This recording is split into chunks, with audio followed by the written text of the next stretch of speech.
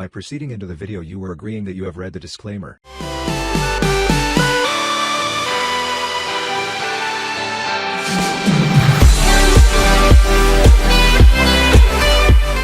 तो hello and welcome students, आज हम लोग पढ़ने वाले हैं क्लास 10th हिंदी का चैप्टर नंबर 10 नेताजी का चश्मा।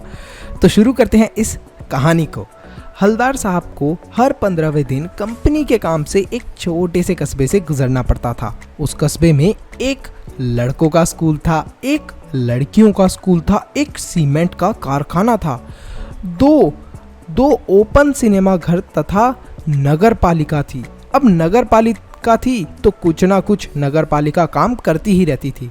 कभी सड़क पक्की करवाने का काम, तो कभी शौचालय, तो कभी कवि सम्मेलन ही करवा दिया।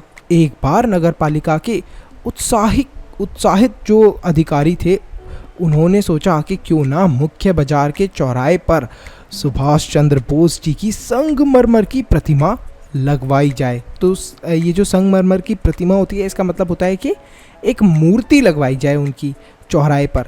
तो जो बजट था वो ज़्यादा नहीं था, पैसे ज़्यादा नहीं थे जो हमारी नगर पालिका थी उसके पास। तो उन्होंने क्या करा, मूर्ति बनाने का काम कस्बे के इकलौते हाई स्कूल के शिक्षक को सौंप दिया। मूर्ति सुंदर बनी थी, पर एक चीज़ की उस मूर्ति के अंदर कमी थी। नेताजी की आंखों पर चश्मा नहीं था। अब आपने सुभाष चंद्र बोस जी की बहुत सारी फ़ोटो देखी होंगी और आपने शायद मूर्तियाँ भी देखी होंगी, लेकिन हर मूर्ति के ऊपर और फोटो के ऊपर आपने चश्मा लगा हुआ ज़रूर देखा होगा, लेकिन इस मूर्ति के ऊपर चश्मा नहीं था। तो ये सोचा गया क्यों ना एक सचमुच का जो चश्मा है वो लगा दिया जाए। तो ऐसा ही करा गया। तो एक चश्मा लगाया गया जो कि चौड़ा काला फ्रेम था, जिसको मूर्ति के ऊपर पहना दिया गया। तो जो चश्मा होता है उसके अंदर लेंस वगैरह नहीं था, बस फ्रेम ही फ्रेम लगा के उन्हें पहना दिया। जब हलदार साहब आए तो उन्होंने सोचा, वाह भाई, ये आइडिया ठीक है, मूर्ति पत्थर की पर चश्मा रियल।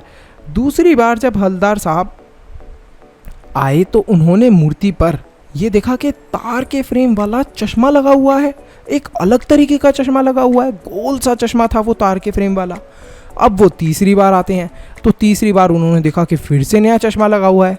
इस बार वहीं पर पास में एक पान वाला था, वो उससे पूछते हैं, अरे भाई, ये नेताजी का जो चश्मा है वो हर दिन बदल कैसे जाता है? तो पान वाला बोलता है, अरे साहब, ये जो काम है ये कैप्टन चश्मे वाला करता है। हलदार साहब को समझने में देर नहीं लगी।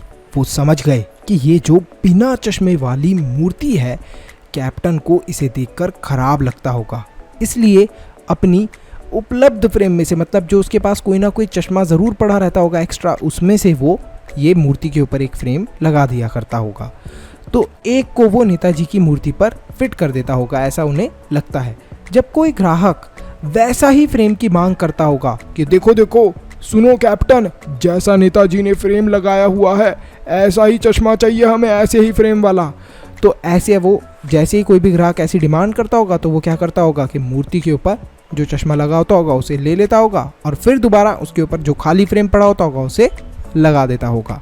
अब उनको ये चीज़ तो समझ में आ गई थी और मूर्ति पर नया फ्रेम लगा देता होगा, क्योंकि जो मूर्ति बनाने वाला मास्टर था वो चश्मा लगाना ही भूल गया था और बनाना ही भूल गया था। हलदार साहब ने पान वाले से और जानने की चाह प्रकट करी। उन्होंने बोला कि ये जो कैप्टन चश्मे वाला है ये नेताजी के साथी है क्या, या आज़ाद हिंद फौज का कोई भूतपूर्व सिपाही? तो इसका मतलब ये था क्या ये कोई फ्रीडम फाइटर था या फिर नेताजी के साथ रहता था क्या ये?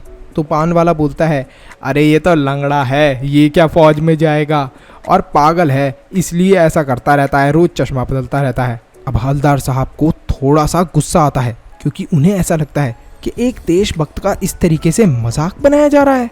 तो उन्हें अच्छी भी नहीं लगती ये बात। कैप्टन को देखकर उन्हें आश्चर्य हुआ, क्योंकि सच में वो कैप्टन एक बूढ़ा मरियल लंगड़ा आदमी था, जिसके सर पर गांधी जी जैसी टोपी थी और हाथ में चश्मे थे। अब उसके हाथ में जो चश्मे थे, एक छोटी सी साथ में संदूक भी थी। अब उसने चश्मों का क्या कर रखा था कि एक बांस ले रखा था, बांस, उसके ऊपर इसने क्या करा था, चश्मे टांगे हुए थे। और वो जो कैप्टन था उसका जो वास्तविक नाम था वो जानने की कोशिश करी हलदार साहब ने, लेकिन जो पान वाला था उसने बोला, साहब इससे ज़्यादा मुझे कुछ भी नहीं पता, और इससे ज़्यादा बताने के लिए उन्हें मना कर दिया। 2 साल के भीतर हवलदार साहब ने नेताजी की मूर्ति पर कई चश्मे लगते हुए देखे। एक बार जब हवलदार साहब कस्बे से गुजर रहे थे तो उन्हें मूर्ति पर कोई भी चश्मा नहीं दिखा। पूछने पर पता चला कि कैप्टन मर गया है। उन्हें बहुत दुख हुआ। 15 दिन बाद कस्बे से दोबारा उनका गुजरना हुआ तो उन्होंने सोचा कि मैं अब उस कस्बे में नहीं रुकूंगा, वहाँ का पान भी नहीं खाऊंगा और मूर्ति की ओर देखूंगा भी नहीं। परंतु आदत से मजबूर हवलदार साहब जैसे ही उस कस्बे से गुजरे तो उनकी नज़र चौराहे पर आते ही मूर्ति की आंखों पर चली गई और उन्होंने देखा कि यार मैं इस जीप से उतरता हूँ और इस मूर्ति की तरफ देखूँ तो सही चश्मा किसी ने लगाया या नहीं लगाया। तो वह जैसे ही जीप से उतरते हैं और मूर्ति के सामने जाकर खड़े हो जाते हैं तो मूर्ति की आंखों पर सरकंडे से बना हुआ छोटा सा चश्मा रखा था। अब ये सरकंडा क्या चीज़ होती है, सरकंडे की क्या चीज़ होती है, जैसे लकड़ी होती है ना, तो एक लकड़ी का चश्मा बना के लगाया हुआ था उनकी आंखों के ऊपर सुभाष चंद्र बोस जी की। और ये चश्मा किसने लगाया था, ये चश्मा लगाया था बच्चों ने। बच्चे जितना बना पाते हैं बेचारे चश्मा, उस टाइप का बना के उन्होंने लगा दिया था। ये देखकर हवलदार साहब की आंखें नम हो गई, मतलब उनकी आंखों के अंदर आंसू आ गए और वो काफ़ी दुखी हो गए।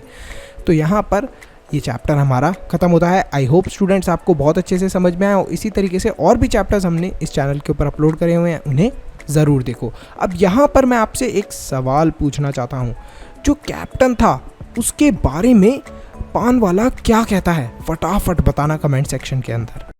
तो अगर आपने इस वीडियो को यहाँ तक देख लिया है तो फटाफट लाइक करो, चैनल को सब्सक्राइब करो और कमेंट करो अपना बेस्ट पार्ट। इसी के साथ साथ वीडियो को शेयर करना मत भूलना।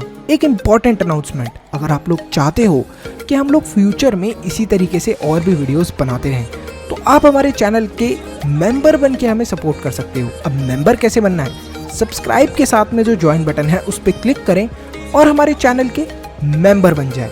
तो आप हमें सपोर्ट कर रहे हैं डायरेक्टली कि हम आगे फ्यूचर में ऐसे ही वीडियोस लाते रहें। तो thank you so much for watching this video. Stay happy, stay healthy, मनुष्य ज्ञान लेते रहो। Bye bye till then, see you in the next video.